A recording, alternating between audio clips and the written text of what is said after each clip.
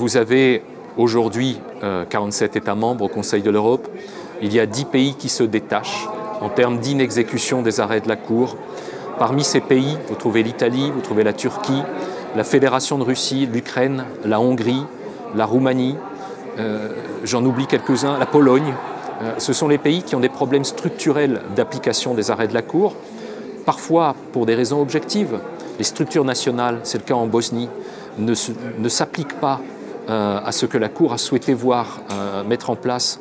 C'était le cas de l'arrêt Seljuk-Tefinsy, permettant à des Bosniens qui ne sont ni croates, ni bosniaques, ni serbes, d'être cependant candidats à la présidence collégiale de la Bosnie.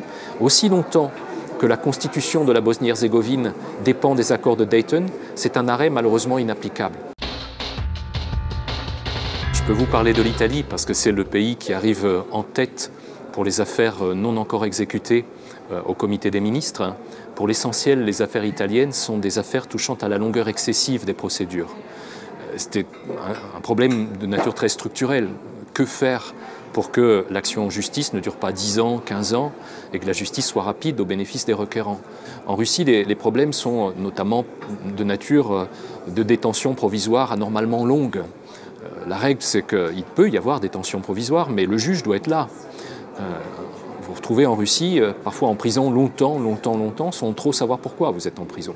Le personnage s'appelle Alexei Pichugin. Ça n'était pas l'acteur numéro 1 de l'affaire Yukos, c'était l'un des cadres dirigeants de Yukos il y a maintenant 15 ans. Il a été arrêté, jugé selon divers prétextes assez fallacieux, condamné pour longtemps. Il se trouve en prison. À 2 reprises, la Cour européenne des droits de l'homme est intervenue et a jugé en sa faveur contre la Fédération de Russie. Et la Fédération de Russie ne s'est jamais exécutée. À ce jour, M. Pichugin est toujours emprisonné, sa famille est harcelée. L'Assemblée parlementaire est composée de parlementaires nationaux. C'est sa chance.